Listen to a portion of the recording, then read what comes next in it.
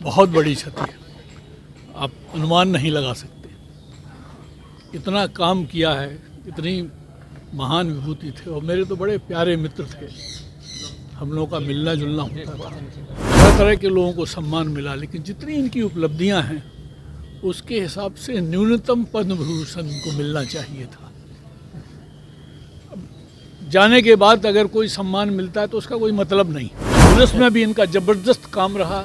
IPS अफसर थे, मुझसे 2 साल सीनियर थे, गजब का काम किया। मतलब जहां हाथ लगाया मिट्टी को सोना कर दिया। पूर्व आईपीएस आचार्य कुणाल किशोर का देखिए आज सुबह सुबह निधन हो गया। हार्ट अटैक से उनका जो है निधन हो गया और उसके बाद से उनके आवास पर तमाम छोटे नेता, बड़े नेता, कार्यकर्ता, बिहार सरकार के तमाम मंत्री और आपको बताते चले कि बिहार के राज्यपाल सभी लोग जो है उनके आवास पर पहुंचे। तमाम लोगों ने देखिए आज उन्होंने उनको जो है श्रद्धांजलि अर्पित की है। उसके बाद देखिए बिहार के पूर्व डीजीपी डीएम गौतम भी उनके आवास पर पहुँचे थे और उन्होंने आचार्य किशोर कुणाल से जुड़ी वो हर बात बताई है जो उन्होंने अपने आंखों से देखा है। उन्होंने साफ तौर पे कहा कि अधूरे काम को छोड़कर आचार्य किशोर जो है हम लोगों को छोड़कर चले गए। आधे काम उन्होंने किया, उनको बहुत सारा काम अभी बिहार के लिए करना था। वहीं क्या कुछ कर रहे हैं बिहार के पूर्व डीजीपी डीएम गौतम, सुनिए। बहुत बड़ी क्षति है, आप अनुमान नहीं लगा सकते। इतना काम किया है, इतनी महान विभूति थे और मेरे तो बड़े प्यारे मित्र थे। हम लोगों का मिलना जुलना होता था, अहंकार रत्ती भर नहीं था। इतनी उपलब्धियां, इतनी सेवा। एक बात मुझे कई वर्षों से हमेशा कचोटती रही है कि ये जिस सम्मान के योग्य थे, तरह तरह के लोगों को सम्मान मिला, लेकिन जितनी इनकी उपलब्धियां हैं उसके हिसाब से न्यूनतम पद्म विभूषण इनको मिलना चाहिए था।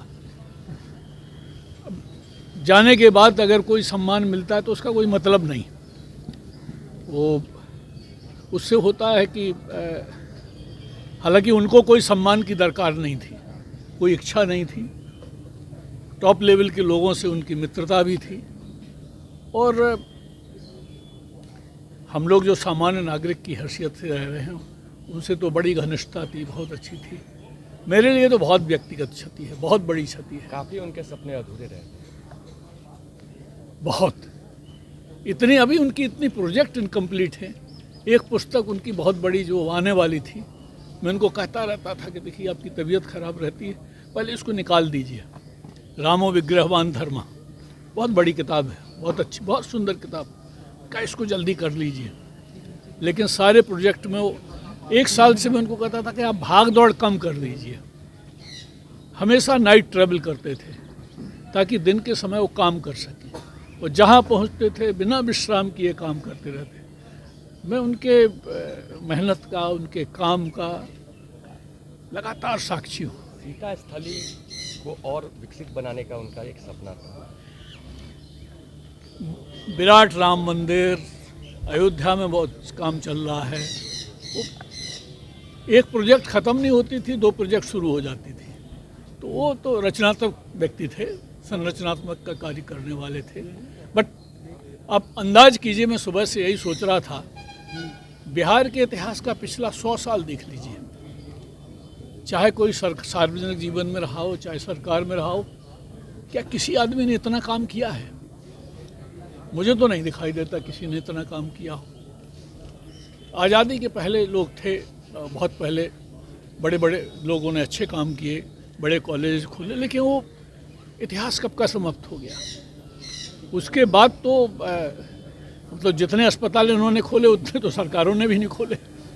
तो और इतने कम दाम पर आम आदमी के लिए बड़ी सुंदर सेवा। मतलब आप कितना इनके बारे में बात किया जाए। मैं समझता हूँ कि कोई व्यक्ति इनकी बायोग्राफी लिखेगा जिसमें इनका सारा कार्य उसमें संकलित होगा और ऐसी बायोग्राफी लोगों के लिए प्रेरणा का स्रोत बनेगी। पुलिस में भी इनका ज़बरदस्त काम रहा।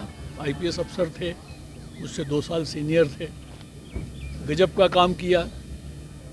मतलब जहाँ हाथ लगाया मिट्टी को सोना कर दिया। तो बड़ा विशाल व्यक्तित्व था। आपका परिचय सर? मेरा नाम डीएन गौतम है। मैं यहाँ बिहार के डीजीपी से रिटायर किया 2009 में। तो आपने सुना बिहार के पूर्व डीजीपी डीएम गौतम ने देखिए साफ तौर पे बताया कि बिहार के लिए काफ़ी क्षति है, क्योंकि आज आचार्य किशोर कुणाल का जाना कहीं ना कहीं लोगों में जो है देखिए शोक की लहर है। उन्होंने साफ तौर पे बताया कि अधूरे कामों को छोड़कर जो है वो आधे काम को जो है कर जो है गए, पूरे काम अभी उनको बहुत सारा काम करना था। वहीं क्या कुछ कहा है बिहार के पूर्व डीजीपी डीएम गौतम ने आपने सुना है। इस तरह के अपडेट्स के लिए बने रहे हमारे साथ, अंत तक बने रहने के लिए तमाम दर्शकों का बहुत बहुत शुक्रिया।